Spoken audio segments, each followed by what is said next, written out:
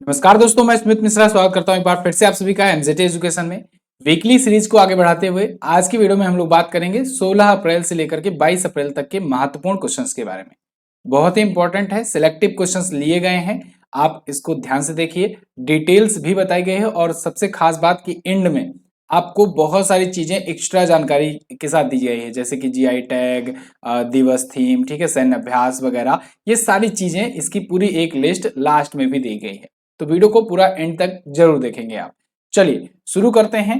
और इस वीडियो की पीडीएफ फाइल वगैरह तो आप जानते हो एमजेटी ऐप पर मिल जाएगी, वहीं पर से जाकर के आप क्विज भी लगा सकते हो और क्विज आप हर एक महीने की क्विज और पीडीएफ प्राप्त कर सकते हो। ठीक है, चलिए तो शुरू करते हैं। अब हम लोग पहला क्वेश्चन देखते हैं। हाल ही में जारी डेमोक्रेटिक रिफॉर्म्स एसोसिएशन रिपोर्ट के अनुसार भारत के सबसे धनी मुख्यमंत्री कौन बने? तो दोस्तों आंध्र प्रदेश के जो मुख्यमंत्री हैं ना, जगन मोहन रेड्डी, ये भारत के सबसे अमीर मुख्यमंत्री हैं।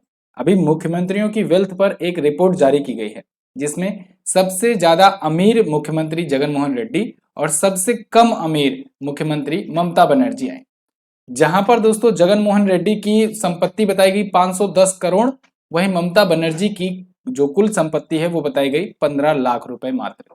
ठीक है, तो ये जारी किसने किया? डेमोक्रेटिक रिफॉर्म्स एसोसिएशन है। इसकी रिपोर्ट है 28 राज्यों और केंद्र शासित प्रदेशों के मुख्यमंत्रियों में।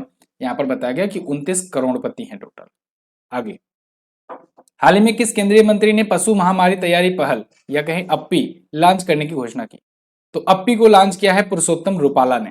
तो केंद्रीय मत्स्य पालन के मंत्री पुरुषोत्तम रूपाला ने इसे लॉन्च किया है। इन्होंने दोस्तों अभी दो महत्वपूर्ण पहलों को लॉन्च किया। एक तो अप्पी पहल है, एक है अहसोह पहल। ये दोनों ही पहल पशुओं के लिए होगा, पशुओं के स्वास्थ्य को इंश्योर करने के लिए ये होगा। अहसोह का full form animal health system support for one health है और अप्पी का full form animal pandemic preparedness initiative है। ओके, अगला है, हाल ही में किस राज्य के मेइती समुदाय ने मेइतेई चिरोबा चंद्र नववर्ष मनाया? तो दोस्तों इसको मनाया है मणिपुर में। मणिपुर के मेइतेई समुदाय ने, मेइती समुदाय वहां पर है, मेइतेई कम्युनिटी, उसके द्वारा मेइतेई चिरोबा महोत्सव मनाया जाता है। यहाँ पर ऑल इंडिया रेडियो को आप देख पाओगे, चाइरोबा फेस्टिवल इसे कहते हैं। चाइरोबा कहो चाहे मेइतेई चाइरोबा कहो, ये मेइतेई नाम की जो जनजाति पाई जाती है उसके द्वारा मनाया जाता है पूरे मणिपुर में। तो अभी 14 अप्रैल को ये लोग मनाए हैं, चंद्र नववर्ष होता है। ये उत्सव बताया जाता है कि राजा मालिया फम्बलचा थे, उनके शासनकाल के दौरान ये शुरू किया गया था। और पहले तो इसे कोई कोई नाम से भी जाना जाता था, अब मेइतेई चिरोबा ही कहा जाता है। मणिपुर में वैसे बहुत सारे महोत्सव मनाए जाते हैं, जैसे कि अभी आपसे बताऊं कि संतरा महोत्सव, सिरुई लिली, नाता संकीर्तन, इसके अलावा संगाई महोत्सव, कचाई लेमन फेस्टिवल, ये सभी मणिपुर में मनाए जाते हैं। अगला, टाइम मैगजीन द्वारा 100 सबसे ज्यादा प्रभावशाली लोगों में किस भारतीय को शामिल किया गया? टाइम मैगजीन की 100 सबसे मोस्ट इन्फ्लुएंसर्स की लिस्ट जारी की गई, जिसमें शाहरुख खान और एस राजा मौली ये टॉप पर आए हैं। ठीक है, टॉप पर नहीं मतलब कि इंडिया की तरफ से टॉप पर, इंडिया के ये दो जो हैं ये शामिल किए गए हैं। उपरोक्त दोनों आपका करेक्ट होगा। टॉप 100 में ये दो भारतीय ही शामिल हैं। ठीक है, टाइम मैगजीन के द्वारा ये जारी किया गया। इसमें सलमान रुश्दी भी हैं, पद्मा लक्ष्मी भी हैं, ये सभी भारतीय मूल के हैं, हालांकि भारत में रहते नहीं हैं। ठीक है, लेकिन भारतीय मूल के हैं। आगे, हाल ही में किस नदी के नीचे भारत की पहली अंडर वाटर मेट्रो ट्रेन का परीक्षण किया गया? तो अभी कोलकाता के हुगली में दोस्तों, हुगली नदी में अंडर वाटर मेट्रो का परीक्षण किया गया। आपको कई बार मैं आपको बता चुका हूं कि 2023 के एंड तक कोलकाता में अंडर वाटर मेट्रो सुचारू रूप से चलने लगेगी। ठीक है, और ये बन जाएगी भारत की पहली ऐसी मेट्रो रेल सेवा जो under water metro facility provide करेगी। वैसे अभी वाटर मेट्रो का भी उद्घाटन किया गया है और वाटर मेट्रो का उद्घाटन प्रधानमंत्री नरेंद्र मोदी जी ने कोच्चि में किया है।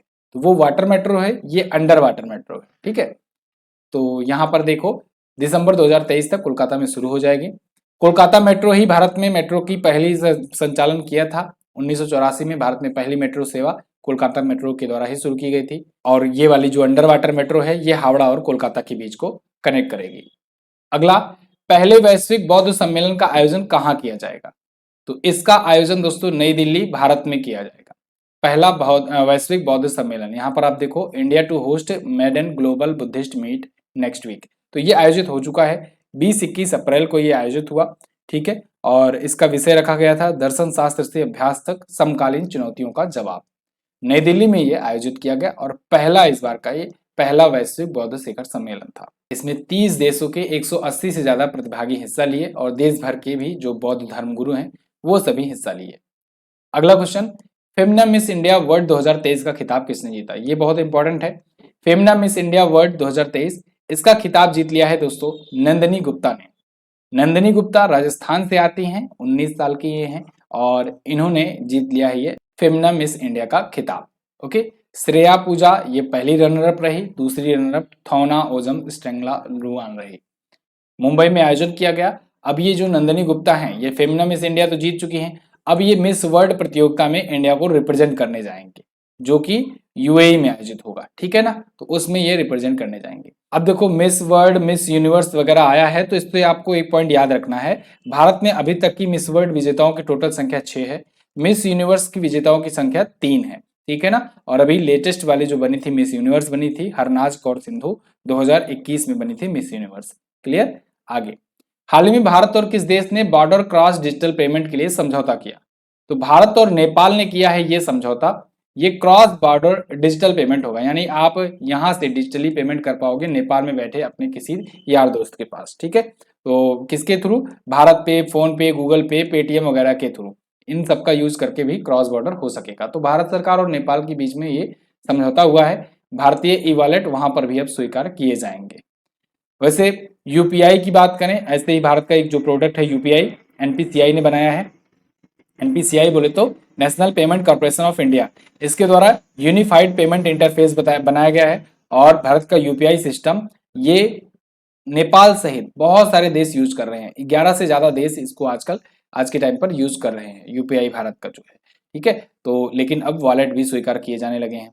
अगला, हाल ही में किस देश ने 25 अप्रैल 2023 को राशिद रोवर को चंद्रमा पर उतारने की घोषणा की? तो देखो राशिद रोवर ये यूएई का है, 25 अप्रैल को ये चंद्रमा पर उतरा, ठीक है। यूएई यानी संयुक्त अरब अमीरात, तो इसका ये रोवर है और यूएई भी अब उन कंट्रीज में शामिल हो गया है जो चंद्रमा पर अपना रोवर उतार चुका है। ऐसा एक मिशन लॉन्च किया था लेकिन अपना रोवर उतर नहीं पाया था, वो फेल हो गया था मिशन, ठीक है। 95% तक सक्सेस रहा था, 5% फेल हुआ क्योंकि रोवर अपना ठीक से उतर नहीं पाया, क्योंकि लैंडर विक्रम लैंडर जो था वो लैंड नहीं कर पाया था, ठीक है। लेकिन यहाँ पर देखो संयुक्त अरब अमीरात जो है ये 12 अप्रैल को लॉन्च किया था, ये 12 अप्रैल को बोला था कि 25 अप्रैल तक अपना रोवर पहुंच जाएगा। नाम इसका होगा राशिद, ठीक है, राशिद नाम है, राशिद पूछा जा सकता है। अगला, हाल ही में किन दो देशों के बीच सबसे बड़ा युद्धाभ्यास बालिकतान शुरू हुआ? तो बालिकतान अभ्यास जो है ये अमेरिका और फिलीपींस के बीच में हुआ। अमेरिका और फिलीपींस ये जाकर के जो साउथ चाइना सी है फिलीपींस सागर के आसपास में, वहां पर इन्होंने ये किया है एक्सरसाइज, ठीक है। तो ये इसलिए किया गया है जिससे ये लोग दक्षिण चीन सागर में ताइवान जलडमरू मध्य में वहां पर चाइना को काउंटर कर सकें। तो 11 से 28 अप्रैल तक ये हुआ बालिकतान, ठीक है, तागालोग फॉर शोल्डर टू शोल्डर, ये अभ्यास का पूरा नाम है। अमेरिका और फिलीपींस के बीच में होता है। अगला, हाल ही में जर्मनी ने अपने कितने परमाणु संयंत्रों को बंद करने की घोषणा की? तो जर्मनी के पास अभी 3 परमाणु संयंत्र बचे थे और इसको भी बंद करने की घोषणा कर दिया है। जर्मनी के पास अब इसके बाद कोई भी न्यूक्लियर प्लांट नहीं रहेगा, ठीक है। ये देखो जर्मनी ने अनाउंस किया है last 3 nuclear power station to shut this weekend, तो इन्होंने इसे बंद कर दिया है। कारण क्या है? क्योंकि ये चाहते हैं दो चीजें, एक तो परमाणु संयंत्र से जो एनर्जी प्रोड्यूस होती है वो घातक भी होती है पर्यावरण के लिए, ये रिन्यूएबल एनर्जी पर फोकस करना चाहते हैं। और इन्होंने ये बताया भी कि 2022 में 46% एनर्जी का उत्पादन रिन्यूएबल एनर्जी के थ्रू इन्होंने किया था, ठीक है। तो धीरे धीरे करके इन्होंने 16 रिएक्टर पहले ही बंद कर दिए थे और अब जाकर के 3 जो बचा था वो भी बंद कर दिया जर्मनी ने। जर्मनी ही दोस्तों वो देश है जो हाइड्रोजन से चलने वाली पहली ट्रेन चलाया था, ठीक है। याद होगा आपको, जर्मनी पहला देश है हाइड्रोजन ईंधन से चलाने वाला ट्रेन, और दूसरा देश कौन सा है? चीन है। अगला, हाल ही में असम में कितने नृत्यकारों और ढोल वादकों ने एक साथ बिहू नृत्य का प्रदर्शन करके Guinness book of world record बनाया? तो असम का बिहू फेस्टिवल बहुत ही फेमस होता है। असम में 3 बार साल भर में बिहू मनाया जाता है, ठीक है, 3 अलग अलग मौसम में। तो उसी में से जो अभी बिहू महोत्सव मनाया गया उसमें 11,000 से ज्यादा लोग इकट्ठा हुए और बिहू नृत्य किए, और ये नृत्य बन गया एक नया वर्ल्ड रिकॉर्ड, ठीक है। तो Guinness book of world record में ये दर्ज हो चुका है सबसे ज्यादा लोग एक साथ बिहू करने का। तो ये अभी कहाँ पर हुआ, सरुसजाई स्टेडियम गुवाहाटी में आयोजित किया गया। असम में एक साल में 3 बिहू महोत्सव मनाया जाता है, जिसमें बोहाग बिहू, काटी बिहू और माघ बिहू, ये 3 बिहू महोत्सव होता है। अभी देखो ये बैसाख वाला था, बैसाख को बोहाग बिहू कहते हैं, ठीक है, अप्रैल के मध्य में मनाया जाता है। अच्छा, अपने कुछ कोर्सेज भी चल रहे हैं, इनको भी अगर आप लेना चाहते हैं तो ले सकते हैं। यहाँ पर अभी आप देखो जीएस सफलता बैच चल रहा है और इकोनॉमी का बैच चल रहा है, इसके अलावा लोको पायलट का बैच है और हिंदी का बैच है। आप इनमें से कोई सी भी अगर बैच ज्वाइन करना चाहते हैं बेस्ट क्वालिटी कंटेंट के साथ, तो आप एमजीटी ऐप का रुख करें। MGT app Google play store से डाउनलोड करें और वहां से आप जाकर के इसे परचेज कर सकते हैं। कोई भी अगर दिक्कत आती है, कोई सहायता चाहिए, मदद चाहिए, जानकारी चाहिए इसके बारे में, तो आप इस नंबर पर व्हाट्सएप कर सकते हैं। अगला, विदेश मंत्री एस जयशंकर ने किस देश में टिकाबुजी नोवा सोफाला रोड प्रोजेक्ट के ब्रिज का उद्घाटन किया? तो विदेश मंत्री एस जयशंकर जी अभी गए हुए थे मोजाम्बिक। एक्चुअली में अभी कुछ दिन पहले ये युगांडा गए थे, फिर युगांडा के बाद ये गए मोजाम्बिक। तो मोजाम्बिक में इन्होंने टिकाबुजी नोवा सोफाला रोड प्रोजेक्ट के एक ब्रिज का उद्घाटन किया है। ये क्वेश्चन इंपॉर्टेंट इसलिए हो जाता है क्योंकि ये जो प्रोजेक्ट है टिकाबुजी नोवा सोफाला रोड प्रोजेक्ट, ये भारत की मदद से बनाया जा रहा है। ठीक है, याद हो अगर आपको, अगर आप लाइव क्लासेस भी लेते होंगे हमारी, तो उसमें मैंने बहुत बार फोर्सली आपको बताया हुआ है कि भूटान में एक मांगदेक्षु जल विद्युत परियोजना है। ठीक है, जल विद्युत परियोजना है, ये भारत सरकार के द्वारा बनाई गई है, भारत के द्वारा वहां पर बनाया गया है और इसने सिविल इंजीनियर्स अवार्ड जीता था। ये मांगदेक्षु जल परियोजना जो है ये बहुत बार एग्जाम्स में पूछा जा चुका है। ऐसे ही अब ये टिकाबुजी नोवा सोफाला रोड प्रोजेक्ट जो है ये भी आने वाले एग्जाम्स में पूछा जाएगा। तो याद रखना, भारत के द्वारा मोजाम्बिक में ये बनाया जा रहा है। क्लियर है ना? तो वहां पर अभी एक्सटर्नल अफेयर के जो मिनिस्टर हैं डॉक्टर एस जयशंकर जी, इन्होंने जाकर के एक बुजी ब्रिज का इनॉग्रेशन किया है। क्लियर? बाकी सारी चीजें यहाँ पर हिंदी में भी लिखी हैं। मोजाम्बिक की राजधानी मोपुतो, मुद्रा मोजाम्बिक मर्टिकल और राष्ट्रपति फिलिप न्यूसी। अगर आप डेली करंट अफेयर देखेंगे तो ये सारी चीजें मैं आपको वहां पर वर्ल्ड मैप के थ्रू भी दिखाया करूंगा। अगला, हाल ही में आईपीएल 2023 में सबसे तेज 100 विकेट लेने वाले खिलाड़ी कौन बने? तो ये बन गए हैं दोस्तों कौन? Kagiso Rabada.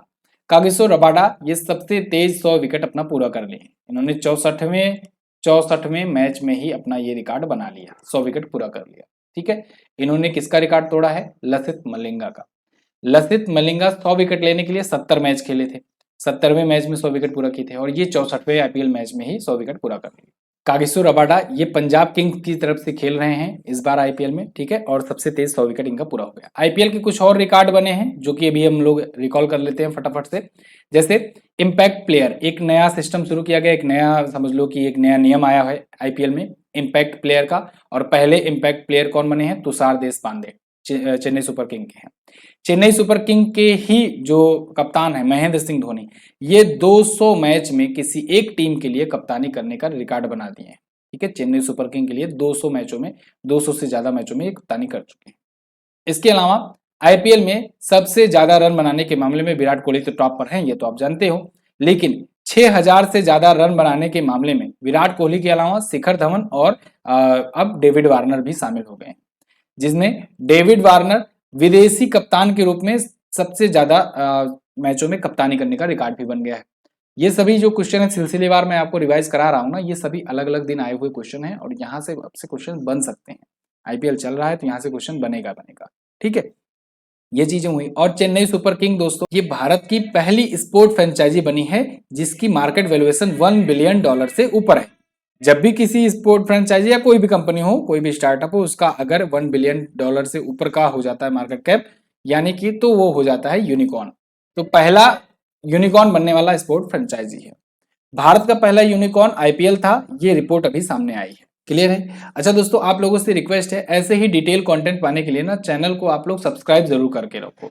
चैनल को सब्सक्राइब करके बेल आइकन को प्रेस करके रखो, जिससे आने वाली वीडियोस का नोटिफिकेशन आप तक समय समय पर मैं पहुंचा सकूं। और आप लोग की क्या डिमांड है, आप लोग किस किस टॉपिक पर वीडियो देखना चाहते हैं, ये भी हमें कमेंट करके जरूर बताया करें। अगला, वित्तीय वर्ष 2022-23 में भारत का सबसे बड़ा व्यापारिक भागीदार देश कौन बना? तो वो बन गया है दोस्तों अमेरिका। अमेरिका ने चाइना को पीछे कर दिया है। भारत का सबसे बड़ा ट्रेड पार्टनर आज के टाइम पर अमेरिका हो गया है। ठीक है, यहाँ पर आप देखो फाइनेंशियल ईयर 2023 में इंडिया ने $128.55 बिलियन का किया है व्यापार, ट्रेड किया है। China eight second position, China अब सेकंड पोजीशन पर। पूरा डिटेल आपके सामने मैं लेकर के आया हूँ। भारत चीन व्यापार में 1.5% की गिरावट देखने को मिली। भारत अमेरिका से 128.55 बिलियन डॉलर का कर रहा है, पिछले 2022-23 में किया है। चाइना से 113.83 बिलियन डॉलर, यूएई से 76.16 बिलियन डॉलर, वहीं सऊदी अरब से 52.72 बिलियन डॉलर और सिंगापुर 5वें स्थान पर है, भारत का 5वां सबसे बड़ा ट्रेड पार्टनर है और 35.55 बिलियन डॉलर का ट्रेड हम लोग सिंगापुर से करते हैं। क्लियर है? यहाँ ये टॉप 5 आप याद रखेंगे, यहाँ से क्वेश्चन बन सकता है आपसे। ठीक, आगे देखते हैं।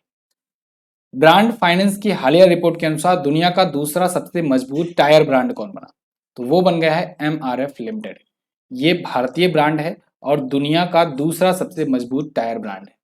दुनिया की दूसरी सबसे बड़ी कंपनी की बात आ ही रही है तो याद रखना टीसीएस, ये भी भारतीय कंपनी है और ये दुनिया की दूसरी सबसे बड़ी आईटी कंपनी है, दुनिया की सेकेंड लार्जेस्ट आईटी कंपनी है। ठीक है ना? और टायर ब्रांड कौन सा? MRF limited. तो यहाँ पर टाइम्स ऑफ इंडिया का आर्टिकल आपके सामने है, brand finance rate MRF as a second strongest tyre brand in the world.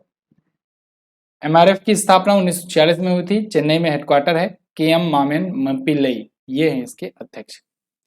हाल ही में विश्व विरासत दिवस कब मनाया गया?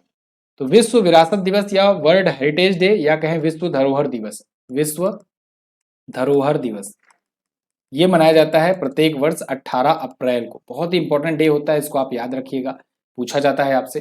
ठीक है, वर्ल्ड हेरिटेज डे। तो जितने भी विरासत हैं उन सबके बारे में अवेयरनेस फैलाने के लिए, उनके महत्व, उनके संरक्षण, इन सब के प्रति जागरूक करने के लिए ये दिवस मनाया जाता है। इस बार की थीम है heritage changes. Heritage changes important है थीम। भारत में टोटल 40 यूनेस्को विश्व धरोहर स्थल हैं, जिनमें 39वां और 40वां जो रिसेंट ऐड किया गया था 2021 में, उसको आप ध्यान रखेंगे। रामप्पा मंदिर, ठीक है, और धौलावीरा। रामप्पा मंदिर तेलंगाना में है, धौलावीरा गुजरात में है। ठीक है, आगे। अप्रैल 2023 में कौन सा देश दुनिया का सबसे बड़ा नार्को स्टेट बना? तो 2023 में अप्रैल महीने में एक रिपोर्ट आई जिसके अनुसार दुनिया का सबसे बड़ा नार्को स्टेट बन गया है सीरिया। नार्को स्टेट का मतलब ऐसा देश जहां की इकोनॉमी ये आधे ज्यादा या कहें कि 90% के आसपास में इकोनॉमी जो नार्को पर डिपेंडेंट हो। नार्को बोले तो जो नशीले पदार्थ हैं उन पर डिपेंडेंट हो। तो सीरिया उन देशों में से एक है जहां पर बहुत ज्यादा मात्रा में ये नार्कोटिक्स जो है इसको प्रोड्यूस किया जाता है, सेल किया जाता है और यहाँ तक कि वहाँ की देश की अर्थव्यवस्था भी इसी पर डिपेंडेंट है। सीरिया में खास तौर पर एम्फेटिन जैसे टेबलेट का एक्सपोर्टेशन किया जाता है। कैप्टागन या गरीबों का कोक भी जिसे कहा जाता है। सीरिया की राजधानी दमास्कस होती है। मुद्रा सीरियन पाउंड और राष्ट्रपति बशर अल असद। अगला, हाल ही में किसको प्रवासी भारतीय सम्मान पुरस्कार से सम्मानित किया गया? तो प्रवासी भारतीय सम्मान पुरस्कार से इस बार सम्मानित किए गए हैं राज सुब्रमण्यम। राज सुब्रमण्यम, यहाँ पर आप देखिए, ये प्रवासी भारतीय हैं। प्रवासी मतलब ये समझो कि जो भारत का मूल निवासी हो और कहीं और जाकर के प्रवास करता हो, तो इसे कहते हैं प्रवासी। तो प्रवासी भारतीय दिवस मनाया जाता है 9 जनवरी को प्रत्येक वर्ष, है ना? 9 जनवरी को प्रत्येक वर्ष मनाया जाता है प्रवासी भारतीय दिवस और प्रत्येक वर्ष एक प्रवासी भारतीय दिवस, एक सम्मान भी दिया जाता है प्रवासी भारतीय, जो बेस्ट प्रवासी भारतीय रहता है। तो यहाँ पर देखो राज सुब्रमण्यम जो कि भारतीय अमेरिकी हैं, ये फेडेक्स के सीईओ हैं और इनको इस बार के लिए सम्मानित किया गया है।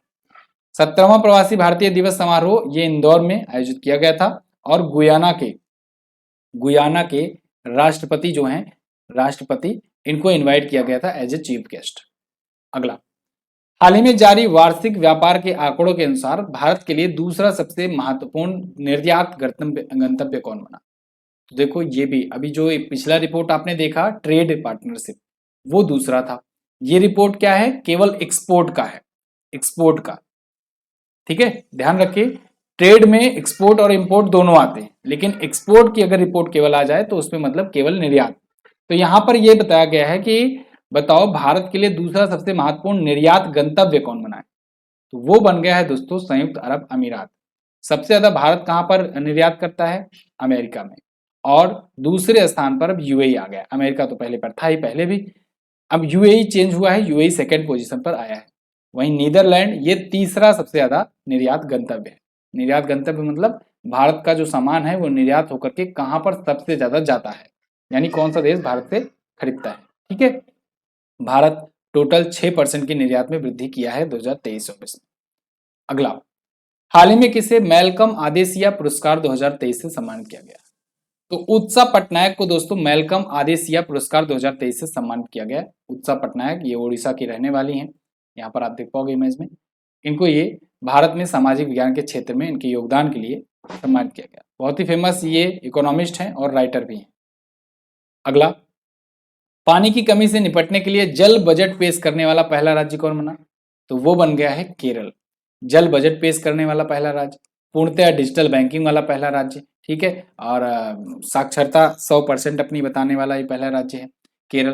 केरल अपनी टैक्सी सेवा खुद की शुरू करने वाला ये पहला राज्य है। अपनी खुद की इंटरनेट सेवा शुरू करने वाला ये पहला राज्य है, ठीक है, और अभी जल बजट पेश करने वाला। और अभी कोच्चि मेट्रो के बारे में मैंने आपको बताया ही कि वाटर मेट्रो सेवा शुरू करने वाला भी ये पहला राज्य है। तो यहाँ पर सारी चीजें दिया गया है, जल बजट इसने पेश किया है, जिससे ये नदियों, उपनदियों, बैक वाटरों, यहाँ सब जगह पानी को स्टोर कर सके, जिससे पानी की कमी और पानी की समस्या से निपटा जा सके। अगला है, हाल ही में किस राज्य ने कुंभम अंगूर को जीआई टैग दिया? तो किस राज्य के कुंभम अंगूर को मिला है जीआई टैग? तमिलनाडु के। जीआई टैग पर मैंने अभी रिसेंटली एक वीडियो दी हुई है, आप उसको जरूर देखिएगा। उसमें जितने भी पिछले 1.5-2 सालों में जीआई टैग मिले हैं सबको कवर किया गया और एंड में प्रैक्टिस सेट भी कराया गया है, तो आपको वीडियो देखते ही देखते सब याद भी हो जाएगा। तो यहाँ पर देखो, कुंभम पनीर जिसे कहते हैं या कुंभम अंगूर कहते हैं, ठीक है, तो इसे दिया गया जीआई टैग। तमिलनाडु का ये प्रोडक्ट है। कुंभम घाटी में ये पाया जाता है। कुंभम घाटी को दक्षिण भारत का अंगूर शहर भी कहा जाता है। अगला, किस राज्य में मैंग्रोव पिट्टा पक्षी पाए गए जिन्हें IUCN के द्वारा निकट खतरे से जुड़ा हुआ बताया गया? तो मैंग्रोव पिट्टा पक्षी ये अभी ओडिशा में पाए गए। ओडिशा में भीतरकनिका नेशनल पार्क है। भीतरकनिका नेशनल पार्क में ये देखे गए हैं। 179 मैंग्रोव पिट्टा पक्षी देखे गए हैं अभी अभी रिसेंटली, ठीक है। मैंग्रोव पिट्टा पक्षी जो होते हैं ये मैंग्रोव वनों में पाए जाते हैं और मैंग्रोव वन भारत में ये पूर्वी इलाकों में ज्यादा पाए जाते हैं। जैसे अभी मैं आपको बताऊं कि बंगाल का जो सुंदरवन का नेशनल पार्क है, उड़ीसा का भीतरकनिका है, ये सभी जो एरिया है ये मैंग्रोव वन क्षेत्रों का एरिया है, ठीक है। यहाँ पर जो वन के प्रकार पाए जाते हैं वो मैंग्रोव वन होते हैं। ये क्वेश्चंस बने हैं, ठीक है। भारत में मैंग्रोव वन किस साइड में पाए जाते हैं? तो आप बताएंगे इधर पूर्वी साइड में, ठीक है, पूर्वी राज्यों में, उत्तर पूर्वी राज्यों में। तो यहाँ पर फिलहाल इसको देखा गया है मैंग्रोव पिट्टा पक्षी कई सालों के बाद। इसे हालांकि निकट खतरे से जुड़ा हुआ घोषित किया गया है इस प्रजाति को IUCN के द्वारा। अगला, हाल ही में Wisden cricketer of the year की लिस्ट में शामिल होने वाली पहली भारतीय महिला कौन बनी? ये बन गई हैं हरमनप्रीत कौर। हरमनप्रीत कौर अभी ये Wisden cricketer of the list में, ऑफ द ईयर की लिस्ट में शामिल हुई हैं। भारत के 2 खिलाड़ी शामिल हुए हैं, एक तो हरमनप्रीत कौर और दूसरे सूर्य कुमार यादव। इन दोनों को 2022 वाली इस Wisden T20 player of the year की लिस्ट में शामिल किया गया है। सूर्य कुमार यादव को क्यों? क्योंकि 2022 में T20 इंटरनेशनल में इन्होंने एक कैलेंडर ईयर में 1164 रन बनाए, जो कि एक हाईएस्ट स्कोर है। हरमनप्रीत कौर, इनकी कप्तानी में भारतीय महिला क्रिकेट टीम कॉमनवेल्थ गेम में सिल्वर मेडल जीती थी और इंग्लैंड में जाकर के इंग्लैंड को 3-0 से हराई थी, ठीक है। इन दोनों को इस बार शामिल किया गया। अगला, पुरुषों की हॉकी एशियन चैंपियनशिप ट्रॉफी की मेजबानी कौन सा भारतीय शहर करेगा? तो ये मेजबानी करेगा चेन्नई। चेन्नई में होगा पुरुषों का हॉकी एशियन चैंपियंस ट्रॉफी। वो इसी साल होगा, 2023 में ही होगा। अभी देखो, हॉकी विश्व कप बीता है। हॉकी विश्व कप 2023 में हुआ था ये भी, और जनवरी महीने में हुआ था। इसको जीता किसने? जीत कर ट्रॉफी ले गया जर्मनी, ठीक है ना। ये हुआ था ओडिशा में, ओडिशा में आयोजित हुआ था और विजेता रहा जर्मनी। जर्मनी ने बेल्जियम को हरा करके जीता इसे। और यहाँ पर देखो, हॉकी एशियन चैंपियंस ट्रॉफी है। तो हॉकी एशियन चैंपियंस ट्रॉफी वैसे तो ये पहली बार हो रहा है भारत में, ठीक है। चेन्नई में होगा, भारत पहली बार इसकी मेजबानी करेगा। भारत हालांकि 2 बार इसका विजेता भी रह चुका है। 2011 और 16 में भारत 2 बार टूर्नामेंट इसको जीत भी चुका है। 3 अगस्त से 12 अगस्त के बीच में होगा चेन्नई में। अगला क्वेश्चन है, हाल ही में एंजेला मार्केल को किस देश के सर्वोच्च सम्मान से सम्मानित किया गया? तो एंजेला मार्केल ये जर्मनी की पूर्व चांसलर थी। इनको जर्मनी में ही अभी वहां के सर्वोच्च नागरिक सम्मान से सम्मानित किया गया है, ठीक है, जर्मनी में ही। और यहाँ पर आप आर्टिकल भी देख पाओगे, एंजेला मार्केल ये decorated with highest German honour. इससे पहले इन्हें यूनेस्को शांति पुरस्कार मिला था अभी, ठीक है, ये भी आप याद रखेंगे। यूनेस्को शांति पुरस्कार भी ये पा चुके हैं। 2005 से 2021 तक ये जर्मनी की चांसलर थी। अभी के टाइम पर एलॉफ स्कोल जो है जर्मनी के चांसलर। इनको अभी order of merit grand cross से सम्मानित किया गया है। अगला, संयुक्त राष्ट्र की रिपोर्ट के अनुसार दुनिया की सबसे ज्यादा आबादी वाला देश कौन है? दुनिया की सबसे ज्यादा आबादी वाला देश अब बन चुका है भारत। भारत ने चीन को पीछे कर दिया है। यूनाइटेड नेशन ने ये रिपोर्ट जारी करके बताया कि इंडिया का पॉपुलेशन जो है ये चाइना को पीछे कर चुका है। अब दुनिया की आबादी 8 अरब को पार कर चुकी है और भारत की आबादी 142.86 करोड़ की हो चुकी है, जबकि चाइना की वर्तमान अब आबादी 142.57 करोड़ है। ठीक है, तो संयुक्त राष्ट्र की ये रिपोर्ट है, ध्यान रखिएगा। भारत सरकार ने अभी ऑफिशियल अपनी जनगणना जारी नहीं की है, ये यूनाइटेड नेशन ने प्रिडिक्शन करके बताया है। ठीक है, साथ ही साथ इन्होंने ये भी बताया है कि मध्य 2023 तक 8.045 अरब हो जाएगी दुनिया की पॉपुलेशन। अगला, दुनिया के टॉप 10 सबसे धनी शहरों की सूची में शीर्ष पर कौन है? तो दुनिया के सबसे ज्यादा अमीर शहर के रूप में न्यूयॉर्क बनकर के आया है ऊपर। न्यूयॉर्क के बाद है टोक्यो, दूसरा स्थान है। टोक्यो जापान की राजधानी है, न्यूयॉर्क अमेरिका में है और वहां पर बताया जा रहा है कि 3,40,000 से ज्यादा करोड़पति रहते हैं, 58 अरबपति हैं। टोक्यो दूसरे पर है, तीसरे पर फिर अमेरिका का ही द बे एरिया है, जहां पर 2,85,000 से ज्यादा करोड़पति रहते हैं।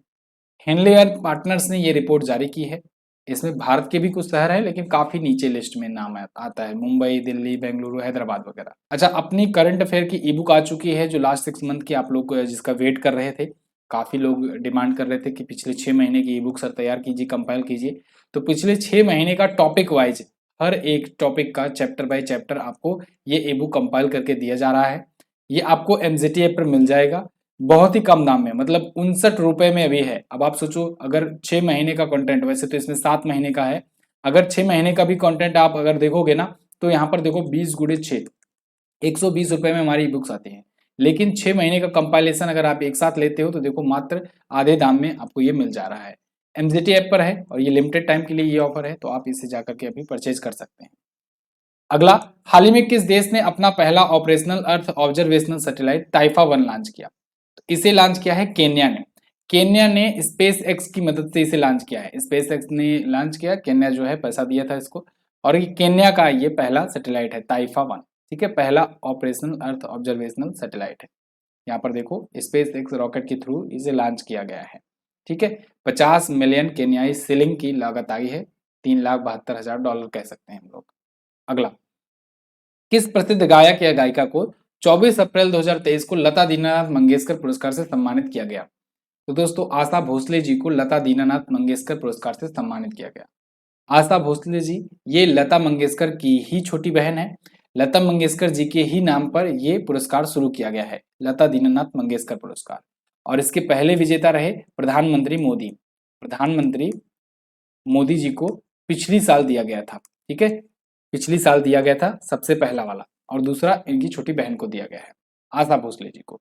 आशा भोसले जी हालांकि दादा साहब फाल्के पुरस्कार भी पा चुके हैं सन 2000 में, पद्म विभूषण से भी सम्मानित की जा चुके हैं 2008 में, और इनको 2021 में महाराष्ट्र भूषण से भी सम्मानित किया गया था। बहुत ही जानी मानी ये गायक है। अगला, 2022-23 में मनरेगा योजना के तहत व्यक्ति दिवस सृजन के मामले में कौन सा राज्य शीर्ष पर है? तो इसमें टॉप पर है दोस्तों राजस्थान। राजस्थान ने सबसे ज्यादा व्यक्ति दिवस सृजन किए। ठीक है, यहाँ पर देखो मनरेगा योजना के तहत, तो और वो भी लगातार चौथे साल, लगातार चौथे वर्ष श्रम दिवस उत्पादन में टॉप पर रहा राजस्थान। यहाँ पर कुल 35.61 करोड़ व्यक्ति दिवस उत्पन्न किए गए। अब ये व्यक्ति दिवस क्या होता है? देखो, मनरेगा योजना जो है इसके तहत क्या किया जाता है कि दिहाड़ी मजदूरी पर 100 दिन का काम दिया जाता है। दिहाड़ी मजदूरी इसके तहत मिनिमम वेज जो रखा गया है पर दिन का वो 201 रुपए के आसपास है, 201 दशमलव समथिंग रुपए। ठीक है, ये भी क्वेश्चन भी पूछा गया था सीएचएसएल एग्जाम में कि प्रति व्यक्ति प्रतिदिन की जो इनकम होगी वो कितना होगी, तो 201 रुपए वेज रखा गया है। ठीक है, तो ये जो 201 रुपए एक व्यक्ति को एक दिन के काम के लिए दिया जा रहा है ना, इसे ही कहा जा रहा है व्यक्ति दिवस। ठीक है, तो व्यक्ति दिवस जो रुपए हैं टोटल ये 35.61 करोड़ व्यक्ति दिवस हैं, यानी 35.61 करोड़ रुपए ये दिहाड़ी के रूप में ये दिए हैं। ठीक है, तो राजस्थान टॉप पर है, सेकंड पर तमिलनाडु है, थर्ड पर यूपी है। अगला देखते हैं, हाल ही में किस राज्य में थावे महोत्सव आयोजित किया गया? थावे महोत्सव ये बिहार में आयोजित हुआ। बिहार में थावे महोत्सव आयोजित हुआ। यहाँ पर देखो बहुत बड़े बड़े सिंगर वगैरह भी सब आए हुए थे, हिमेश रेशमिया वगैरह। तो पर्यटन विभाग और कला संस्कृति विभाग के द्वारा 15 और 16 अप्रैल को बिहार के गोपालगंज में ये आयोजित हुआ। 11वां इस बार का संस्करण था। अगला, हाल ही में 127वीं बोस्टन मैराथन में पहला स्थान किसने प्राप्त किया? तो बोस्टन मैराथन अभी जीत लिया है एवांस चैबेट ने। 127वां संस्करण था। ये दुनिया की सबसे पुरानी मैराथन रेसेस में से एक माना जाता है बोस्टन मैराथन। तो इन्होंने ये जीता हुआ है, ठीक है, बोस्टन मैराथन को जीत लिया है। गैब्रियल गे दूसरे स्थान पर रहे। चैबेट जो है ये केन्या के थे और ये पहले स्थान पर रहे। केन्या की ही हेलेन ओबिरी ये महिला दौड़ में टॉप पर रहे। देखो ये मैराथन जो होता है ना, मैराथन, कभी कभी इसकी मैराथन की लंबाई भी पूछ ली जाती है। तो मैराथन की लंबाई कितनी होती है? 42.195 किलोमीटर। याद रखना, कई बार एग्जाम में ये क्वेश्चन बना हुआ है। मैराथन की लंबाई 42.1295 किलोमीटर होती है। अगला, हाल ही में चुनाव आयोग ने किस राज्य में पहली बार वोट फ्रॉम होम का विकल्प पेश किया? तो चुनाव आयोग ने दोस्तों कर्नाटक में पहली बार छूट दी है वोट फ्रॉम होम की। ये एक नया सिस्टम शुरू किया गया है चुनाव आयोग के द्वारा, जिसके तहत अगर कोई वृद्ध व्यक्ति है जिसकी उम्र 80 से ज्यादा है और अगर कोई दिव्यांग व्यक्ति है जो चलने फिरने में असमर्थ हो, ठीक है, दिव्यांग वो हाथ से ना हो, पैर से हो, मतलब चलने में असमर्थ हो बिल्कुल, तो ऐसे व्यक्तियों के लिए वोट फ्रॉम होम सुविधा लाई गई है, ठीक है। और पहला यूज कर्नाटक में हो रहा है क्योंकि कर्नाटक में विधानसभा चुनाव लगा हुआ है। तो यहाँ पर ऐसे 8900 व्यक्तियों को, 8900 व्यक्तियों को सिलेक्ट किया गया है जो इसके तहत वोट फ्रॉम होम करेंगे। आप वर्क फ्रॉम होम सुने हो, यानी कि जहां पर होम से, घर से काम किया जाता है। यहाँ पर देखो वोट फ्रॉम होम है, यानी घर से ही वोटिंग की जाएगी। ऐसे नहीं, अपने मन से नहीं, चुनाव आयोग के अधिकारी जाएंगे, उनके सामने आपको करना होगा वोट। ओके, तो फिलहाल ये चीजें हैं। अब चुनाव आयोग आया है तो इसके बारे में थोड़ा सा जान लो। अनुच्छेद 324 में चुनाव आयोग के बारे में कहा गया है। भारत के मुख्य चुनाव आयुक्त हैं राजीव कुमार और 2 चुनाव आयुक्त इनके सहायता के लिए हैं, जिनमें एक हैं अरुण कुमार गोयल जी और दूसरे हैं अनूप चंद्र पांडे।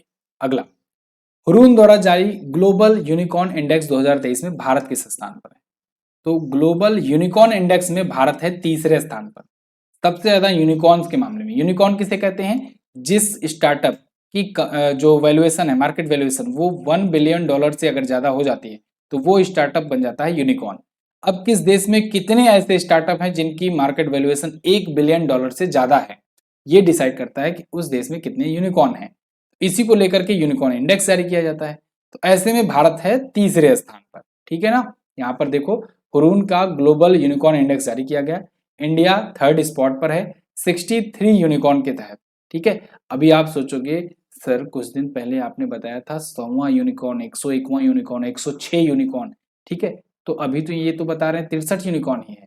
तो देखो, भारत में वैसे देखा जाए तो 138 यूनिकॉर्न है, लेकिन भारत में ये जो इतना यूनिकॉर्न है ना, इसमें कई सारे ऐसे यूनिकॉर्न्स हैं जिन्होंने अपने हेडक्वार्टर जाकर के विदेशों में बसा रखे हैं, जिससे वो टैक्स बचा सकें। सिंगापुर वगैरह ऐसे बहुत सारे देश हैं जिनके देशों में अगर आप हेडक्वार्टर स्थापित करते हो तो वो बहुत ज्यादा छूट देते हैं टैक्स में, ठीक है। तो वो यूनिकॉर्न, वो स्टार्टअप है तो इंडिया का ही, लेकिन उनका हेडक्वार्टर जो है बाहर हो गया है, इस वजह से वो प्रॉपर तरीके से कभी कभी नहीं गिने जाते हैं। तो इसी वजह से टोटल 138 यूनिकॉर्न तो है भारत में। भारत तीसरे स्थान पर है, ठीक है। अमेरिका टॉप पर है, चाइना दूसरे पर है। क्लियर। अगला, हाल ही में आईपीएल में सबसे ज्यादा मैच खेलने वाले विदेशी कप्तान कौन बने? वो बन गए डेविड वार्नर। जैसे कि मैंने अभी आपको बताया कि आईपीएल में सबसे ज्यादा मैच खेलने वाले विदेशी कप्तान की बात की जाए तब कप्तान के रूप में डेविड वार्नर है विदेशों में, ठीक है, फॉरेन कैप्टन में। लेकिन अगर भारत में पूछा जाए कि सबसे ज्यादा कप्तानी किसने करी है तो आप बताएंगे महेंद्र सिंह धोनी, जो कि 200 से ज्यादा मैचों में कप्तानी करने का रिकॉर्ड बना चुके हैं, ठीक है, आईपीएल में। तो यहाँ पर डेविड वार्नर देखो, डेविड वार्नर के नाम 6000 रन बनाने का भी रिकॉर्ड है और सबसे तेज 6000 रन ये अपना पूरा किए हैं। कप्तान के रूप में किसी विदेशी कप्तान के रूप में 3000 से अधिक रन भी ये बनाए हैं, ठीक है। 75वें कप्तानी मैच में इन्होंने गिलक्रिस्ट के रिकॉर्ड को पीछे छोड़ दिया है। इनसे पहले इन्हीं के देश के एडम गिलक्रिस्ट के नाम ये रिकॉर्ड था विदेशी कप्तान के रूप में। अगला क्वेश्चन, भारत का पहला एप्पल रिटेल स्टोर कहाँ खोला गया? ये खोला गया मुंबई में। एप्पल कंपनी जो है इसने अपना पहला रिटेल स्टोर भारत में खोला मुंबई में, दूसरा ये दिल्ली में खोल रहे हैं। तो यहाँ पर देखो, ये टिम कुक आए थे, सीईओ जो कि हैं एप्पल के, वो आए थे बांद्रा कुर्ला कॉम्प्लेक्स में, इन्होंने इसका उद्घाटन किया। 20,000 स्क्वायर फीट में ये फैला हुआ है। और ये खास बात ये है कि ये रिन्यूएबल एनर्जी पर पूरा का पूरा बेस्ड है, ये पूरा का पूरा स्टोर जो है। इसमें बताया जा रहा है कि इतना ग्लास यूज किया गया है, इतना ज्यादा ग्लासेस यूज किए गए हैं, जिसकी वजह से लाइट की बहुत कम यूज यहाँ पर पड़ता है, मतलब कि यहाँ पर लाइट बहुत कम लगाया गया है, रिफ्लेक्शन वाली टेक्निक ज्यादा यूज की गई है। एप्पल की स्थापना वैसे 1976 में हुई थी, हेडक्वार्टर कैलिफोर्निया में है, संस्थापक इसके स्टीव जॉब्स थे और सीईओ कौन है, टिम कुक। अगला, हाल ही में प्रतिष्ठित संतोखबा मानवतावादी पुरस्कार से किसे सम्मानित किया गया? तो अभी हाल ही में सोनम वांगचुक जी को सम्मानित किया गया है संतोखबा मानवतावादी पुरस्कार से। सोनम वांगचुक यहाँ पर आपको दिख रहे हैं, लद्दाख के रहने वाले हैं ये, और इनके नाम कई सारे एक अद्भुत टेक्नोलॉजी विकसित करने का भी रिकॉर्ड है। इन्होंने जैसे आइस स्टूपा टेक्निक बनाया हुआ है, जो कि आर्टिफिशियल ग्लेशियर बनाता है, आइस स्टूपा तकनीक की मदद से बनाया जाता है, ठीक है। और सोनम वांगचुक के ऊपर मूवी बन चुकी है, 3 इडियट जो मूवी थी इन्हीं के ऊपर बनी थी। क्लियर? तो ये तो थे क्वेश्चंस। अब हम लोग कुछ रिवीजन करेंगे, जो कुछ महत्वपूर्ण चीजें, जैसे कि सैन्याभ्यास हुआ, सैन्याभ्यास देख लेते हैं। पिछले 1 साल का लगभग में ये है सैन्याभ्यास है, ठीक है, जनवरी से लेकर के जो हो रहा है। कवच, कवच सैन्याभ्यास भारतीय वायुसेना और भारतीय नौसेना और तटरक्षक बलों के बीच में हुआ, ये अंडमान और निकोबार सागर में हुआ। कोप इंडिया भारत और अमेरिका के बीच में हुआ। सेलिनेक्स, सेलिनेक्स देखो श्रीलंका इंडिया एक्सरसाइज होता है, ये भारत और श्रीलंका के बीच में कोलंबो में हुआ। कोंकण, ये ब्रिटेन की रॉयल नेवी और भारतीय नेवी के इंडियन नेवी के साथ हुआ अरब सागर के कोंकण तट पर। फ्रीडम शील्ड, ये दक्षिण कोरिया और अमेरिका के बीच में हुआ। ला पैरोस, ये बहुपक्षीय सैन्याभ्यास था, हिंद महासागर में हुआ। बोल्ड कुरुक्षेत्र भारत और सिंगापुर में हुआ, जोधपुर में आयोजित हुआ, भारत सिंगापुर के बीच में। फ्रिंजेक्स, फ्रिंजेक्स आप देखो फ्रांस इंडिया ज्वाइंट एक्सरसाइज, ये भारत फ्रांस के बीच में तिरुवनंतपुरम केरल में हुआ। त्रिशाकारी प्रहार, ये पश्चिम बंगाल में हुआ, भारतीय सेना का था। अब कुछ जीआई टैग को भी हम लोग जान लेते हैं, उसके बाद वीडियो को समाप्त करेंगे। मध्य प्रदेश की गोंड पेंटिंग को भी जीआई टैग दिया गया। वैसे जीआई टैग पर मैंने अभी आपको वीडियो दी हुई है, डिटेल वीडियो है, आप उसको देख सकते हैं, ठीक है, बहुत इंपॉर्टेंट है उसमें, क्योंकि बहुत सारी एक्स्ट्रा फैक्ट एक्स्ट्रा नॉलेज भी दी गई है, साथ ही साथ में पिछले 1.5-2 सालों का जीआई टैग कवर किया गया है और एंड में प्रैक्टिस सेट भी दिया गया है, तो जिससे आप वीडियो देखते ही देखते सब याद कर पाओ। फिलहाल यहाँ पर कुछ रिसेंट है, उनको जान लेते हैं। जम्मू कश्मीर की बसोहाली पेंटिंग को, छत्तीसगढ़ के नागरी दुबराज चावल को, बिहार के मिर्चा चावल को, उत्तर प्रदेश के लंगड़ा आम, रामनगर भंटा, बनारसी पान और आदमचीनी चावल को दिया गया। ये चारों प्रोडक्ट बनारस साइड के हैं। हिमाचल प्रदेश की कांगड़ा चाय को यूरोपियन यूनियन का जीआई टैग मिला। असम के असमिया गमछा को मिला है। तेलंगाना तंदूर रेड ग्राम को मिला है। नागालैंड की नागा कुकुम्बर और नागा मिर्च को मिला है। क्लियर? तो ये कुछ जीआई टैग भी थे। अब वीडियो अगर पसंद आई है तो वीडियो को लाइक कर देना। इसकी पीडीएफ आपको एमजेटी ऐप पर मिल जाएगी, फ्री पीडीएफ सेक्शन में जाकर, और आप सभी महीनों की पीडीएफ वहां से डाउनलोड कर सकते हो। इसके अलावा फ्री क्विजेस भी सॉल्व कर सकते हो, क्विज जरूर लगा लेना, जिससे आपको पता चल सके आपका कितना तैयार हुआ। एमजेटी ऐप आप गूगल प्ले स्टोर से डाउनलोड कर सकते हैं। बहुत बहुत धन्यवाद यहाँ तक वीडियो देखने के लिए। टेलीग्राम पर भी पीडीएफ भेज दी जाएगी, वहां से भी डाउनलोड कर लेना। टेलीग्राम पर जाकर के एमजेटी एजुकेशन सर्च करना है आपको। चलिए मिलते हैं अगली वीडियो में, तब तक के लिए नमस्कार, जय हिंद, वंदे मातरम।